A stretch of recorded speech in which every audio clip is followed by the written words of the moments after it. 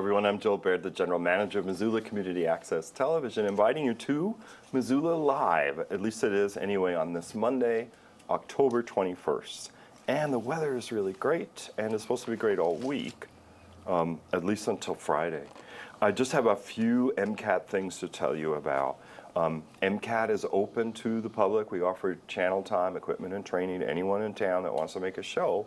And we're going to have a training and tour. Our usual time for this is the second Wednesday of the month at 5:30 p.m. The training is 90 minutes or longer if you want to ask more questions. In the training, you can see what we have to offer. We have different equipment packages that we check out to people, and typically you can borrow this over the weekend or Tuesday through Friday. There are Canon G10 cameras that you can use at length to record lectures and whatnot. There are also Canon T3i cameras, which are like digital SLR, digital single lens reflex cameras. And those cameras, they only go about 10 minutes, so a lot of people have used them to make more like fictional narratives than a long coverage of a lecture or other event like that. In any event, if you are interested, you can learn more at MCAT.org. Our website gives a pretty good overview of how being a public producer at MCAT works. If you want to get the tour and the training, ask us questions about what we offer in person, you can come down to MCAT on Wednesday. It's November 13th, apparently, at 5:30 p.m. We're located at 500 North Higgins Avenue in the northeast corner of Spruce and Higgins. It's right across from Missoula Textiles, kitty corner from Warden's Market. If you don't know how to get here, 542-6228. And I just wanted to say thank you to Kim Anderson. My co-host is not here today. I've got plenty of guests.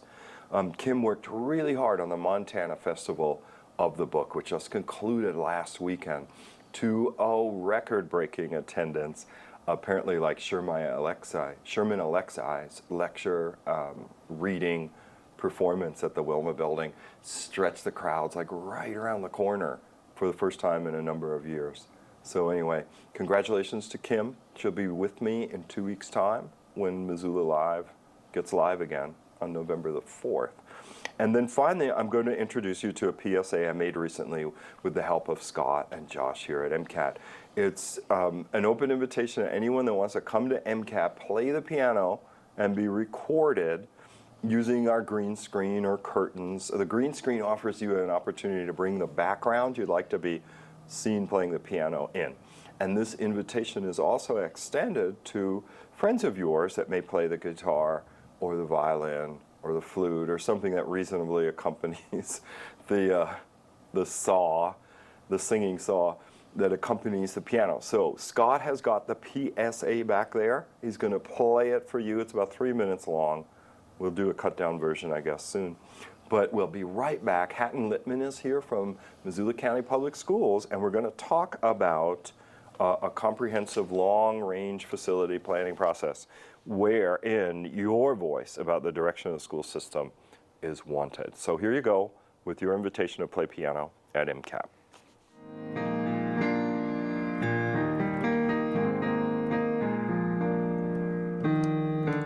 Oh, hello. I'm Baird, the General Manager of Missoula Community Access Television, and I wanted to tell you that we want to start making a new program here at MCAT called Missoula Plays Piano. We just bought this pretty nice piano. It's a Clavinova by Yamaha, and it has 4 piano voices on it. It also has an electric piano sound, a different one, and it has some organs. And it also has a jazz thing. So if you would like to play this piano, all you have to do is call us and let us know when you want to play the piano, and we'll have someone record you playing the piano for up to an hour. As an addition, we've got a green screen, so that if you want a custom background, let's say you want to be in a jazz club, or you don't like that so much, you want to play the organ part, and you want to be in a nice church. That should work out, I don't know. But you could also use that feature of Missoula Plays Piano. Now, we're looking for people of any quality, level, skill at all, really. We're hoping you won't be shy. So a condition of coming here, playing your piano, and being able to leave with your own DVD disc with the special green screen background would be that you allow us to take some of the numbers and share it with the rest of the Missoula community. And you're not just limited to playing our piano or organ or what have you. You could also come here with a friend who plays the flute or the guitar or the cello or whatnot. So, in any event, if you would like to participate in the Missoula Plays Piano program, call us at MCAT. The number is 542-6228. Or give us an email at mcat@mcat.org.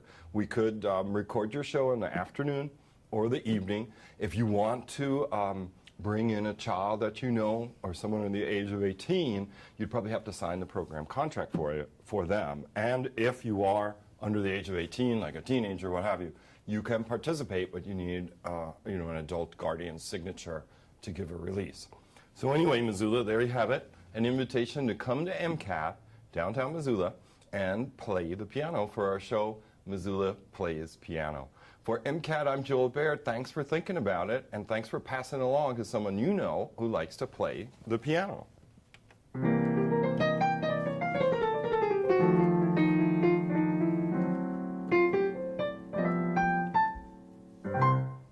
And we're back. Hatton Littman is in the studio with me. She is the Director of Technology and Communications for Missoula County Public Schools. We're the community part. Well, welcome. Thank you, Joel. It's nice to be here. Well, thanks for coming over. So I've got the news release, and it starts out, MCPS hosts comprehensive long-range facilities planning process, October through December 2013. So you want to tell people what is going on? Sure. So the short version of that, we call it the Facilities Strategic Plan, because comprehensive long-range strategic planning process can be a mouthful. Yeah. But essentially, this is the first time in Missoula County Public Schools history that we've taken a look at the entire district with regard to our facilities and our education delivery and identifying how can our facilities meet our needs. In 2010, over 200 people got together and created the 21st century model of education. A lot of people in the community were involved in that. And interesting, dynamic ideas came out of that process. And here we are, it's 2013. We're identifying the fact that there's a huge population growth in our youngest citizens in Missoula. Right now, we have the smallest enrollment that we'll see in the next decade in our schools. Wow. So Missoula County Public Schools has said, well, in order to deliver on the promise of the 21st century model of education in buildings that are mid-20th century and sometimes late 19th century buildings, we need to update those buildings. But in addition, we have a real population issue. And in our elementary schools in particular, by 2017, sometimes 2016 in certain schools, we'll have schools that are over capacity. Yikes. And so when that starts happening, you see overcrowding happening, and when you see neighboring schools also experiencing that same overcrowding issue, the entire district needs to take a look at how are we going to educate our children, and how are we going to do it in a dynamic, interesting way. Yeah, so you want the community input too. You don't want it to be necessarily one-sided and say, okay, this is what we're going to do. You want people to get together and kind of absorb this issue about the population growth and the age of the buildings too, I guess. That's exactly right. This is a community process. We are hosting it, and we're certainly bringing the call to action as Missoula County Public Schools, but we are not driving this process. We have a community facilitator from CTA, Architects and Engineers, and this is a process where we need everybody to engage. So each school has a small team called an Education Innovation Team, and that's parents, that's students, that's grandparents, that's community members, teachers, and those people participate in these week-long workshops. Okay. So the first one happened in October. The very next workshop will happen in November, and then we'll have a third in December. So that's getting a huge community voice around each school building and what people in the community truly want to see in their schools. But every Wednesday night of these week-long sessions, so the next one will happen on Wednesday, November the 6th, okay, we have a community listening session. And that's an opportunity for the folks from those education innovation teams at their schools to talk to the rest of the community and invite in more people and identify, here are the things we've uncovered, here are the common issues we're seeing, here's some of the really neat things we're exploring, and get people's insights and feedback. Interesting. Yeah, when you were mentioning this earlier today, we were at a meeting, just coincidentally, and you were mentioning it. I had thought about that, how difficult it must be to respond to population changes with buildings. Because we mentioned at the meeting, other people said, oh, well, people are going to remember how the population shrunk and different schools were sold off, and people were sentimental about it, or they felt the district ought to hold on to the schools and so on. So if they still have that feeling, they can come and say, I told you so. It's everybody likes that, and get it out of their system for good or bad. To be more specific about the November 6th opportunity, it's in the evening. Yes, it's 6:30 to 8 o'clock. We haven't identified a firm location yet. We want to make sure that we're responsive to public transportation needs, and our last community meeting was on the far edge of town. We'd like to relocate it somewhere a little more central. Okay. So we will be updating that location information as well as any other information about the whole process on our website, mcpsmt.org. Right. There's an entire page for the Facility Strategic Plan Initiative, and for data hounds out there, you can download the full draft report as well as all the appendices. So you can get into the details of exact future enrollment projections per building, square footage per learner per building, and comparisons to other states. It's really, really rich with information. So I want to invite people to spend some time on our website and dig into it. Oh, good. I went to an open house. I was babysitting some kids, Finn and Sam, and I took Sam to his open house at Russell. Is it Russell? Charlie Russell. Mm-hmm. Yeah, it's that one, that elementary school. It just happens to be on Russell on Russell. And the teacher there said there were in his class, and Sam is 10, there were 20. And I thought, wow, you can handle 20 kids. And so I don't know what the student-teacher ratio is. Student-teacher ratios are actually governed by the state legislature and Office of Public Instruction. Missoula County Public Schools has the opportunity to see if we want to adjust those and try and, make different decisions. But of course, that's based on funding formulas that we get from the state. Sure. So it's a little complicated. And let's see, as a 10-year-old, is he in third grade? Fourth grade? I can never do that right. 6K, 7-1, 8 second grade, 9 third grade, 10, they're about probably fourth or fifth. Depends on what his birthday is. And so then you're at a 28 student per teacher ratio. 28. Yeah. See, I think they said that. I think his teacher said that. I was like, I respect you, madam. Whoa, I'm just trying to imagine 28 10-year-olds. I take my hat off to teachers every single day because they have one of my 10-year-olds and one of my 12-year-olds in their classes. And we have amazing, amazing professional staff in Missoula County Public Schools.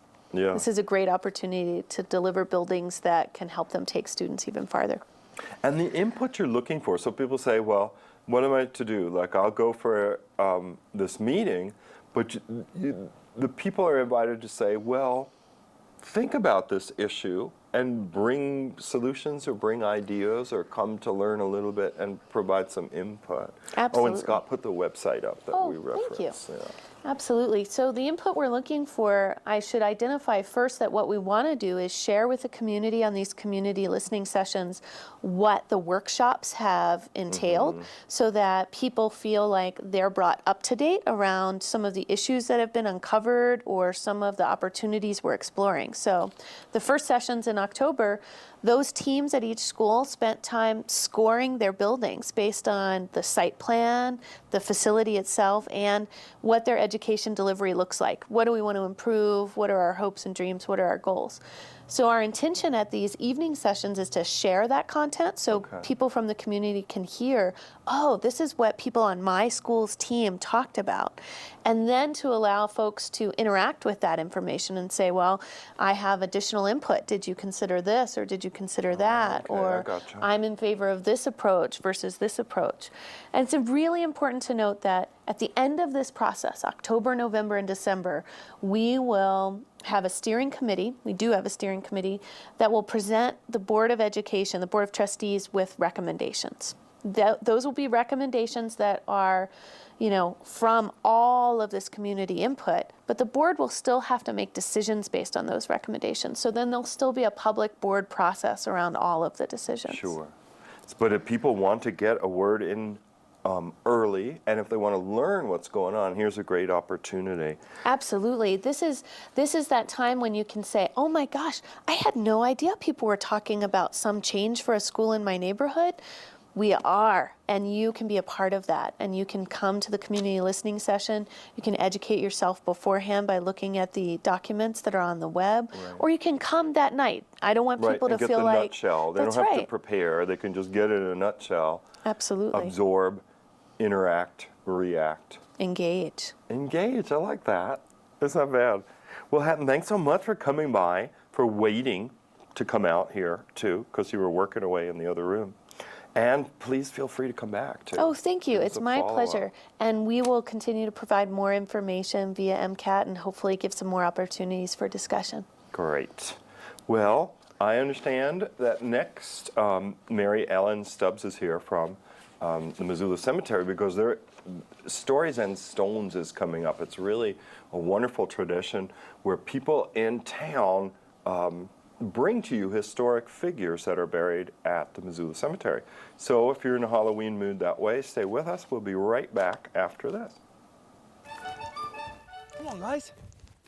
Rolling? Good. When hiking in bear country like this, it's important to remember your essentials, like bear spray and knowing how to use it. Liam, where's my bear spray? I put it in the bottom of your pack. I didn't mean... How am I supposed to get it quickly? When adventuring in bear country, remember, bring bear spray and know how to use it. Hike in groups, make noise, and don't run. Be bear aware. Montana law enforcement urges you to think beyond the DUI arrest. Statistically, alcohol-related crashes are more serious and deadly than others. Alcohol is a factor in more than 40% of fatal crashes. When you go out, please drink responsibly. Arrange for a ride home, get a taxi, call a friend, or Home Safe Missoula. Remember, your best defense against an impaired driver is your seatbelt. Going out tonight? We are. Never ever drink and drive. This message is brought to you by Missoula County DUI Task Force and Montana Law Enforcement.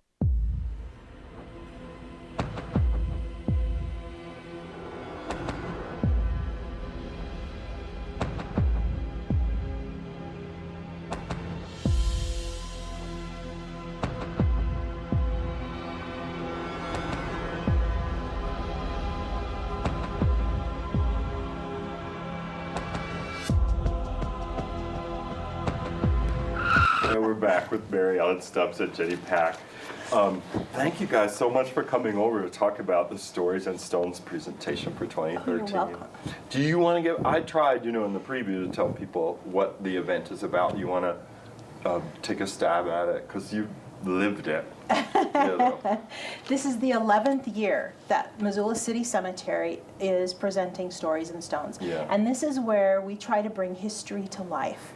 So this year we have 35 presenters. That's great. And they'll be located at various grave sites and reliving, some of them in dress, and they will be telling the life histories of certain individuals who live in the cemetery. Yeah, that's it. I have gone a few times to record with Ron Scholl, and I think these guys put up the website, where you went through a lot of trouble to link the names to the videos, the short videos that we shot. I think it's amazing. It's not, they're showing on the screen now, they're showing the website, so it would have an individual, and then you could click on the web on that individual, and if there's a video, the video comes up.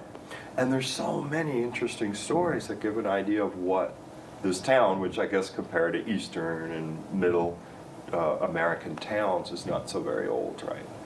But it gives a wonderful insight on things. I learned so many odd things, like the number of Japanese people buried at the cemetery. Yes. A lot, and I had no idea. They were railroad workers. Yes. See, I don't remember, and that's why we took video. And Jenny, your character is? Sarah Woody, who's the wife of Missoula's first mayor, Frank Woody. Right, good for you. Yeah, I remember it. Frank was the guy's name. Yep. And we have Woody Street downtown. Right.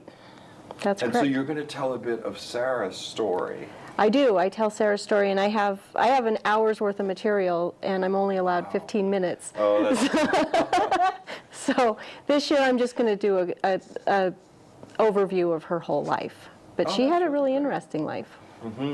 And you brought me this wonderful brochure. The tour is annually held on the last Sunday in October from 12:30 to 3:30. And if today's the 21st, I have a feeling it's coming Sunday. It's coming up this That's it. Sunday. Yeah, Yes. Yeah. And And, you know, I'd like to kind of hit on some of those news stories. right. We Okay. have Gail Morrison, who is an author. She just released a new book. It's called Hog's Exit, and it is about a local man named Jerry Daniels, who was a smoke jumper, then CIA operative. Oh. And he is responsible for bringing the Hmong refugees to this See, valley. I always tell people that story. That, Yes. that Hmong people were cooperative with the U.S. Army intelligence and Lord promised a safe haven. And that Missoula was one of the safe havens promised them. Yes, and he's one that orchestrated that. And he That's died a very fascinating. mysterious death. Gail spent the last 10 years researching and writing this book, and she's going to be here to talk about him this year. So that's really exciting. Yeah. Judge Wally Clark, you know, everyone who lives in Missoula They has a remember Judge him. Wally story. Yep. And his son, Josh Clark, will be here to tell his Isn't story. that a kind of sweet and brave thing, you know, for the child to, and like, usually I look in the mirror as I get older and like, I'm looking like my dad, you know? Well, the But he's child is willing to now do the it. undersheriff of Right. Missoula as well. Okay. So The tradition continues. the tradition continues. Andy Smetanka has written the history of the Wilma Theater, and Oh, he good. will be there to talk about all the colorful characters that made up the Oh, I Wilma. really want to see that because I knew Eddie Sharp, you know, and Bob Sias and Bob Rangstrom. Right. So I could go back that far. But, you know, as far as, no, I mean, Edna Wilma and Right. Start. But I remember Bob Rangstrom telling me they had a train car. The three of them had a train car that they could take to New Orleans. So just like having an RV back in the day, there was Right. passenger rail. Just like some people remember the show The Wild Wild West, where the heroes went about in this private train car, and you'd hook it up, and off you went. A It was like Pullman. an RV you didn't have to drive. Right. And I thought, wow, I've never heard of anything The like Dailies had that. Marcus Daly had that. that. Yeah. So that's wonderful. Oh, I'm glad he's Well, doing that. that should be a wonderful presentation. And another new presentation this year is we have so many smaller communities within Missoula as a whole.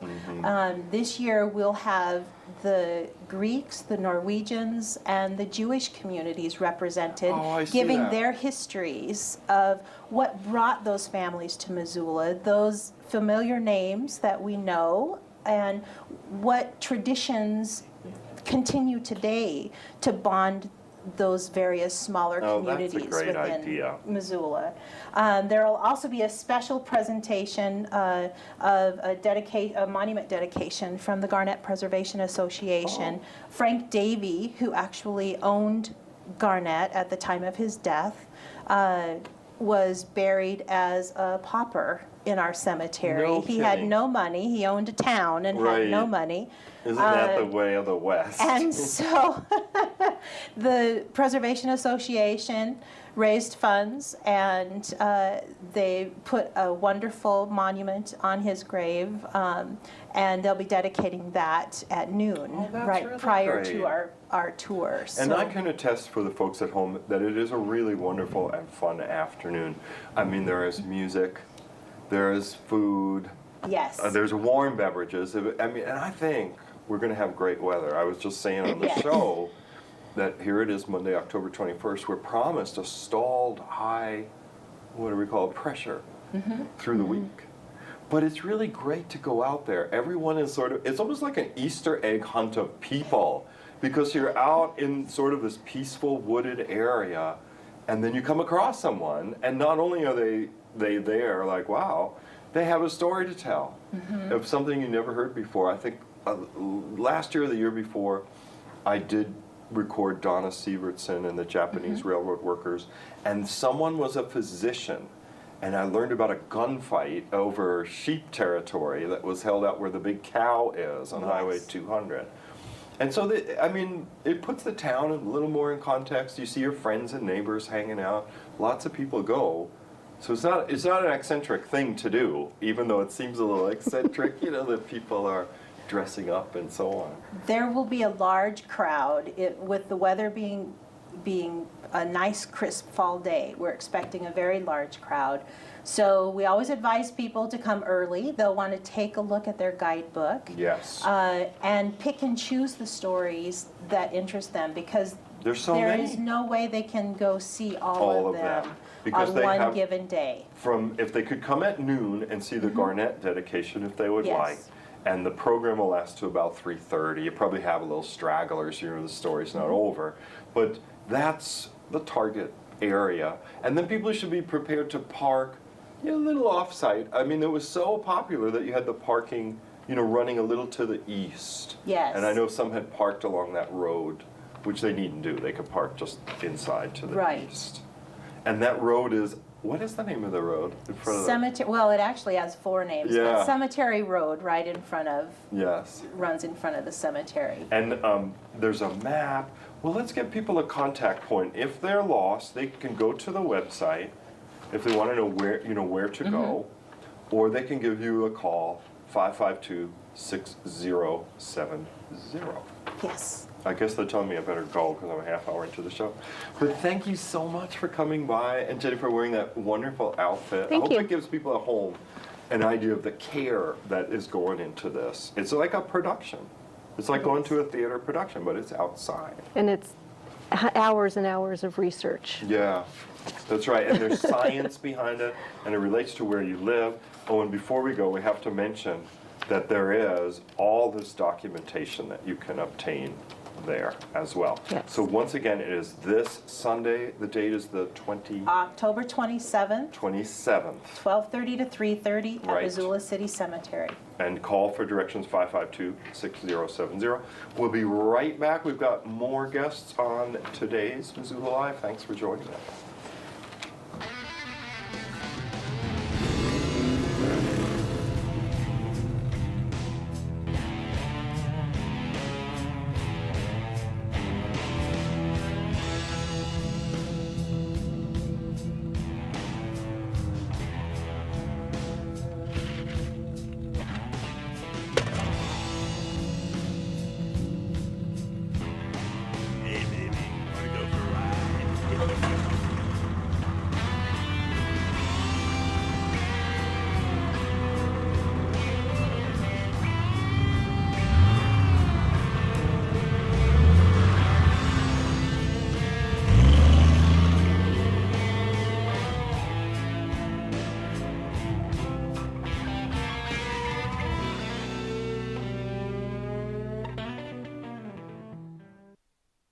This is Jacob. He makes cereal for his little brother every morning. He also washes the car, but probably should have rolled the windows up. This is Jacob's dad. He left for Afghanistan almost a year ago. Behind every serviceman and woman, there is a family that serves as well.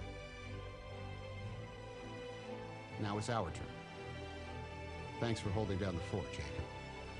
Let's all join forces and show our thanks. We're back with Loretta Betts. Instead of I know, I have it right in front of me, but sometimes, you know, because I saw Leslie and I was like, Loretta, no. no. Loretta Betts is here from the Rotary Club of Missoula. Now, Loretta, you were last here and we were talking about ending polio now. How is that campaign going? It's going absolutely great. We are having a tremendous amount of response from the community, and we have added more events for people to participate in. Great. And so we're really pretty excited about where we're heading and the kind of response that we're getting. Right. And the pledge to end polio now, when you were here last, you were mentioning that the disease was almost, I mean, it's so close to being eradicated that there were several countries where there were some instances reported, but success is just around the corner. Right. We are at 99% polio-free. The last 1% is the most difficult. We have Nigeria, Afghanistan, and Pakistan are the 3 countries that have not been declared polio-free. However, to date, there have been no new cases in those countries, but we did have an outbreak in Somalia and in the Horn of Africa. Oh, I just wanted to mention that Scott has put up the website for people at home to see. If they want to learn more about it, they could go to MissoulaRotary.org. Absolutely. And we have all the information regarding that on there. And is your fundraiser still going on? Are you still looking for people to sign up pledges? Absolutely. And let me tell you about what we have going. We have coming up very soon, we have on November 1st, Jeff Sutton of Sutton West is sponsoring an End Polio campaign for us, and 3 of his artists are going to be giving 50% of their art sales on first night, which is November 1st. Right. It's Asha McDonald, Brian Schweinigan, and Dave Mahalik. Oh, that's great. Yes, and they're all fine local artists, and they're going to be contributing. And then the rest of the artists that are part of that gallery will be contributing 10% of their sales to our End Polio Now campaign. Oh, so it's time to give a boost to Sutton West Gallery. Absolutely, yeah. Very timely. Yes. So particularly for the first Friday, which is November 1st, a week from this Friday, or depending when the replay of the show is. Right.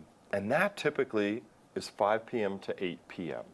Yes, right. And I can't recall where Sutton West is. I know it's right downtown. It's on Brook Street. The address is 500 Brooks. Oh, it's moved out to Brook Street. Yeah, so it's West, Sutton West. Oh, it's that's No the longer west downtown, part. yeah. Okay, I'm glad we Yeah. talked. Oh, I'm sorry, not 500 Brook Street, 1706 Brook Street. Right. Take my correction. We have another event on 500 Brook Street, Oh, okay. which is Cafe Dolce. Oh, okay. And on November 4th, Cafe Dolce is offering 15% of their proceeds to go to End Polio, and that's between 5 and close. And if people can come, they can dine, they can have a glass of wine, they can, have a dessert, they can have dinner. An espresso, because And it's Italian. espresso, absolutely. And they're going to be contributing, Peter Lambros is contributing 15% of those proceeds. So that's also another event. Oh, that's wonderful. On the next night. And Scott has said in my ear that at that event there'll be live music. Yes, absolutely. He's reading the press release in there. Yeah. So that's another lure to go to Yes. Cap. And it has really interesting acoustics. Oh, it's if people have never been there, it's like going to a stone train station. I mean, vaulted ceilings, beautiful inlay work. Yeah. And I'll bet the sound in there would have a wonderful reverb. Absolutely, yes. It's a beautiful place. So we're pretty excited about that. Yeah, so you've got 2 really good fundraisers coming up. November 1st, Sutton West Gallery.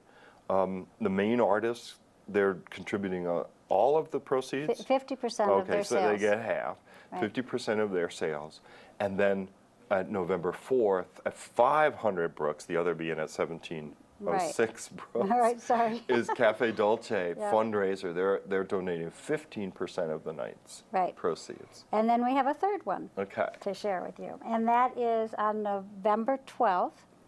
Montgomery Distillery is doing a Sippin' in Style, and it's a Okay. fashion show. And Oh, no obviously to enjoy what Montgomery Distillery serves. It as seems to far be as- vodka. I didn't know. Yeah. I went in the first time last Friday, and of course I was shocked when they said, "Oh, we stopped serving at 8," because it's a distillery. It's not a bar. Right, exactly.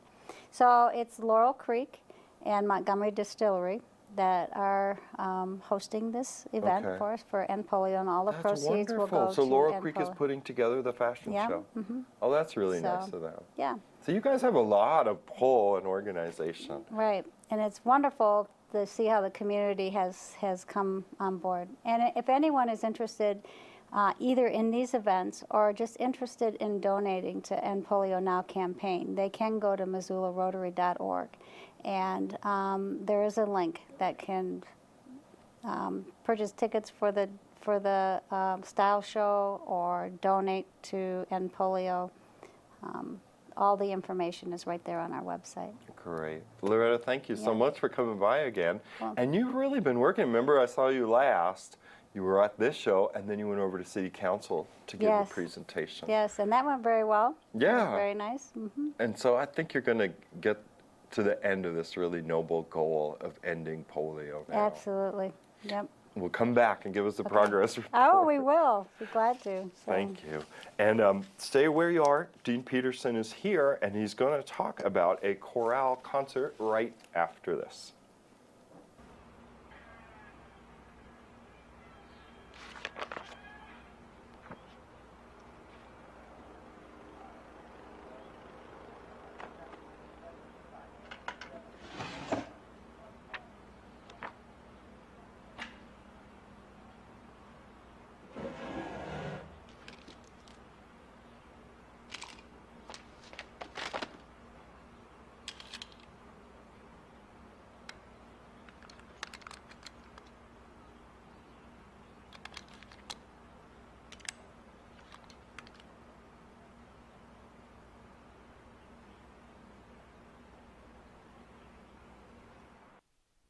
Got questions? Have you ever wondered where you can find out about resources that connect people with important community services and a broad range of information? In Montana, we want you to have the tools you need to feel safe and supported. 211 is a free, easy-to-remember phone number and website that will help you and your family get the answers you're looking for. Dial 211 or visit montana211.org to access the information you need. Get connected. Get answers. Is my daughter Ellen and Nora and We're back. Dean Peterson is here, and he is going to talk about Missoula Symphony Chorale returning to center stage. Now, the press release says annual opportunity to hear a group perform standalone concert. yes. That's great. Yeah. Tell us more. Well, it is. It's always satisfying for the chorale to sing with the orchestra. But it's usually a particular style of music where it's a lengthy piece. Okay. So you stay with one composer. For example, last spring we did the Mozart Requiem, which was a little bit over an hour and really an intense, wonderful experience. But it's really also nice for a choral group to be able to sing without being behind the orchestra and to sing on their own. It gives you an opportunity to explore a lot of really interesting music and styles. Types. Hence the standalone part. Right. So would we call that a cappella? Well, we are doing some a cappella, but not entirely. We will be doing a lot of music with piano, some a cappella. We also have Loy Cook, she's the associate concertmaster, is joining us on a couple of pieces on violin. Dorothy Beck Peterson and Diana Bauer will be doing piano four hands on a few of the pieces. And so there's a really nice variety of accompaniment. Gina Lapka is joining us as a soprano soloist. So it's not just choir and it's not just a cappella. Yeah. And this opportunity, folks, it is coming up. It is this Sunday, October 27th. So you have to run over to Stories and Stones. That's right. That's really great. And then that starts at 12:30. You have plenty of time. Run around the cemetery. And then at 3 p.m., Sunday, October 27th, in the Denison Theater on the UN campus, which is just at the end of that street. Connell Street runs right into it. Because people get confused, it's only been the Denison Theater for 4 years. It's going to take 20, then they're going to rename it something else. Yeah. But you knew it as the University Theater, old viewer like myself. But if you recall, oh great, Scott has put up the website. It says buy tickets now. Is it pricey? It's not pricey. Okay. It's $15 general admission. That's great. And then $10 for seniors, that's 62 and up, and for students. So it's a pretty reasonable price. It really is. For Yes. that number of people coming together for live music, that's a pretty reasonable price. I went to a play at the Dance Collective. It was just a one-person show. Right. It was $15. Yeah. So there you go. times have changed. And this time you get to hear 90 people. Yeah, 90 people after take all. the stage. That's really wonderful. In the press release, I'm going to draw you out a little bit on it. Sure. Modern Masters theme consists of 12 pieces, all by composers of the new millennium. Right. Meaning post-2000? Right. Okay. Yes. I was so often when you conduct a choir, there's members of your choir who say, would we be able to sometimes sing this by that composer? Or do you think we could do some works by, for example, Eric Whitacre? He's a Grammy-winning composer right now, very hot, very well known. Yeah. And so I've been getting all these requests, and in coming up with a theme for this particular concert, I thought, well, why not do, instead of going back to the classics this time, why not do the real modern classics? The real important composers of our era now, so post-2000. Of all of the composers that we are singing, only one has passed away. Moses Hogan, unfortunately, passed away of a stroke around 2003. Yeah. But everyone else is alive and well and composing. So very contemporary. Very contemporary. However, the music, some of the music will have a little bit of edge to it, a little bit of modern edge, but most of it is very, very accessible. I was about to ask, because sometimes, you know, I left off modern music in the 70s, and I remember getting records, you know, I was all into the popular music of the day, and then this would be like a modern chorus, or, you know, music concrete was popular too, but some of it was like ring, pop, you know, boing, and buzzing, and other things that people say, well, that's not very melodic. It is looking at the more mechanistic form of music making or something. But most of this is very melodic, and even we're even doing an arrangement of 2 colonial folk songs, which would be very familiar to people, I believe. And everything else is quite melodic. And I think it's good to challenge people sometimes too. Anyway, it is. And there are a few songs where we do some kind of unusual effects with our voices, some sliding and wind sounds, and so that type of thing. So it's a well-balanced program. Would you say the concert is a 2-hour concert? No, this will not be a lengthy concert. I believe we're going to do this concert without an intermission. So it will be probably somewhat close to an hour, a little over an hour, but a nice variety, and I think it should be a really enjoyable afternoon. So anyone who wishes to come will really get to hear, I think, a nice variety of music. Oh, that's great. And it has wonderful acoustics in the Denison Theater. So if you are interested, if we've tickled your interest a little, there are things you can do. You can go to MissoulaSymphony.org. Remember, Scott put up the website earlier where it said buy tickets now, though it is a large house. You can phone the symphony organization, 721-3194. Dean, thank you so much for coming over. Thank you. It was certainly my pleasure. You had to wait a little while. Thanks for waiting. No problem at all. Delighted to be here. Such a beautiful day. It is. And have a wonderful concert. We will. Thank you. You're most welcome. So we'll be right back. I know I have more guests. Scott just said Jack is next. So stick around. We've got more show.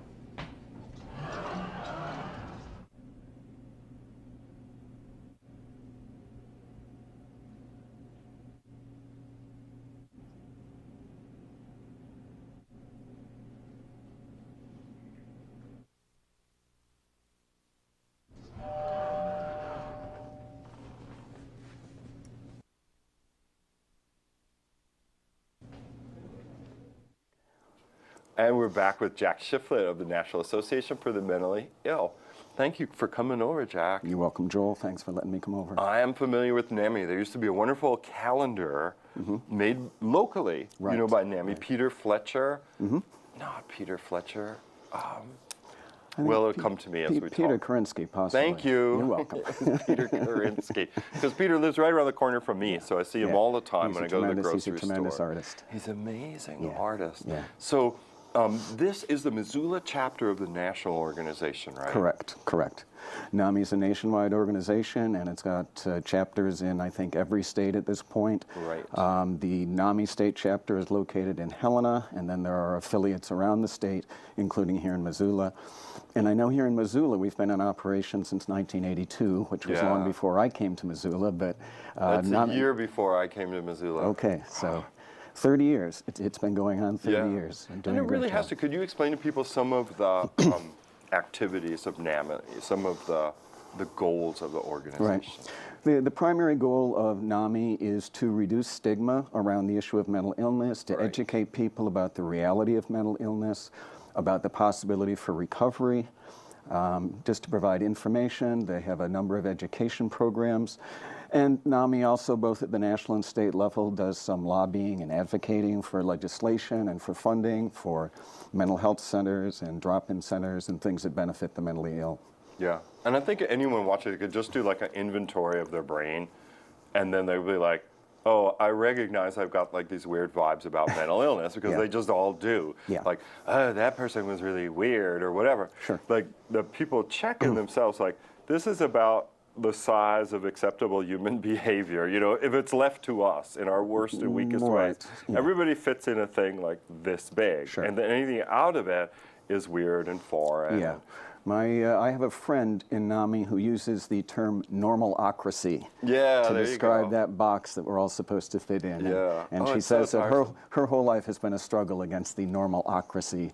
She doesn't want to fit into that box, but at the same time, you know, she needs her medications in order to function and so forth. Right. I know it is really tough. You know, I started to get panic attacks, just in general in restaurants and particularly for airplanes.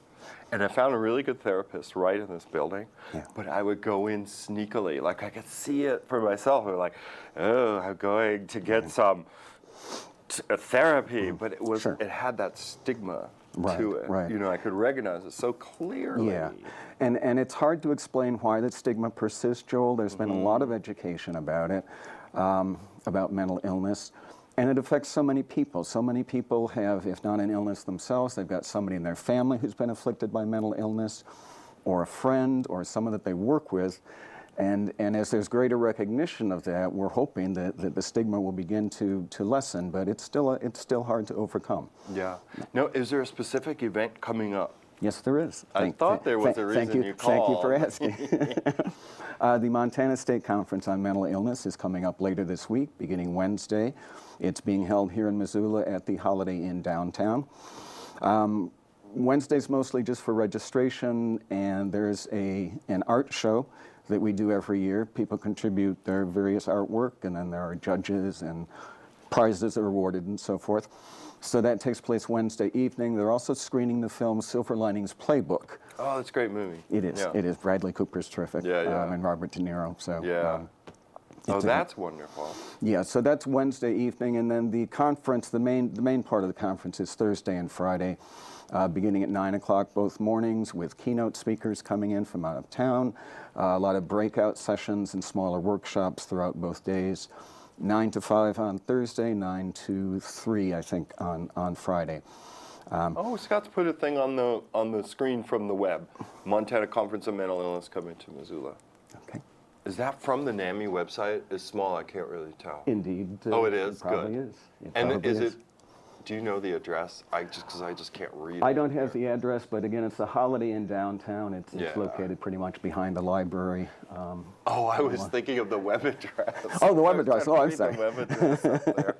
The state organization is www.namimontana.org. That's NAMIMT.org. Yeah, and then people could also just Google NAMI Montana as well. Yeah. Because NAMI also performs a function as advocacy, support. Right. So if you guys are out there and you think, well, I need some support because you're a caregiver or you're suffering, this is a place to reach out to and find people that can give you a lot more guidance than the average bear. Yeah, we have 2 support groups going on here in Missoula right now. They're both over at the Providence Center. We have one that meets Tuesday evenings from 6:30 to 8, and then we have one Thursday mornings from 10 until 12 over at the Providence Center in the basement.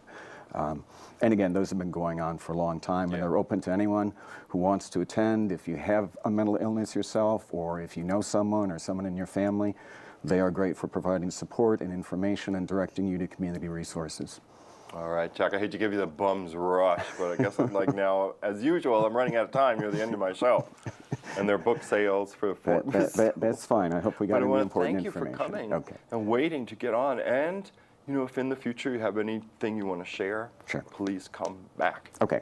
And please come back to our show. We'll be right back with Kobe Johnson. He's going to be here to talk about a used book sale benefit for the Historical Museum at Fort Missoula. We'll be right back. Are you interested in pursuing a job in television and need experience, or are you interested in picking up a new skill? Missoula Community Access Television is a place for you. MCAT can get you trained and ready so you can hit the ground running in television. Call us at 542-6228 or email us at mcat.org.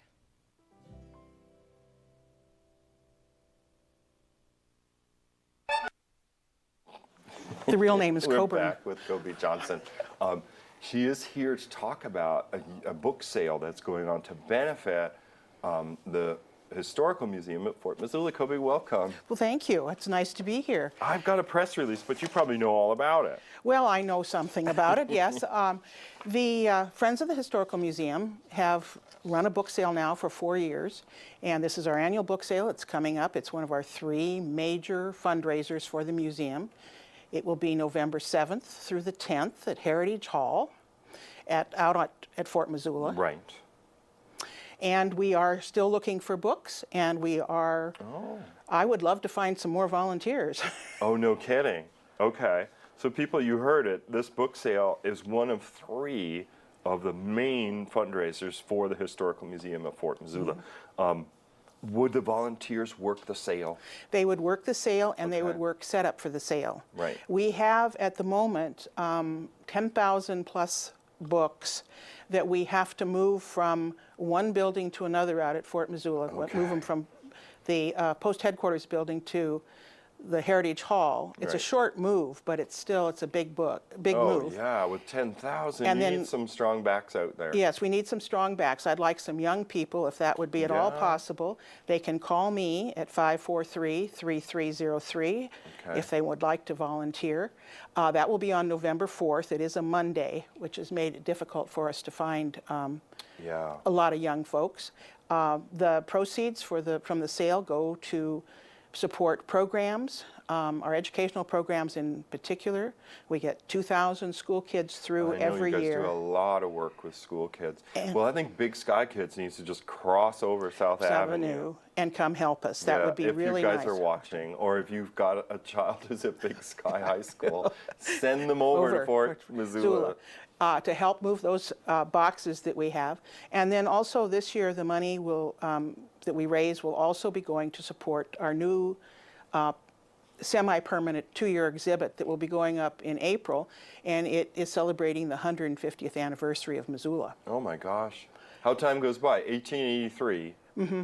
Bingo. Yeah, and we're at 150 years already. And that show will be up for 2 years. So, Sesquicentennial. I learned that somewhere. And we're just really excited about that exhibit, but we're also excited about our book sale because every year the funds from it have been going up. And so if people have books that they would like to donate to the sale, they can take them to the main museum building, or they can call me, or they can call the museum, and we can arrange for transport of them if they have a large collection. Right. They're not going to run an errand for one box. No, but if they have, 6, 8, or if they are elderly and would like to get rid of them, we'll move them for them. Well, that is sweet of you. I guess I better rush along. I'm so sorry. Right. Thank you for waiting. I'll just repeat to the folks watching. The sale, it opens Thursday, November 7th from noon to 5. Friday and Saturday, the sale hours are 10 to 5. This is at the Heritage Building out at Fort Missoula. And then a bag sale, as there often are, will be held on Sunday, November 10th from 11 to 2, where you get tremendous bargains. If you need more information, 728-3476. But for Kobe's number, 543-3303 if you'd like to volunteer. 543-3303 to volunteer. So we have one more guest. I'm sorry to give Kobe the bum's rush. Next time, I guess I'll do my timing better. We'll be right back with our last guest on this Missoula Live. Stay with us.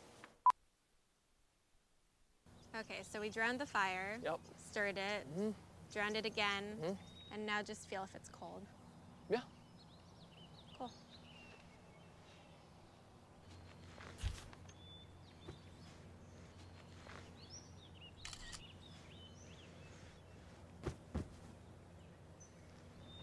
Smokey just gave me a bear hug.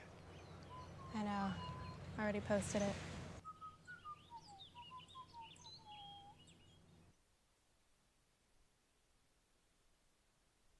Back there. Yeah.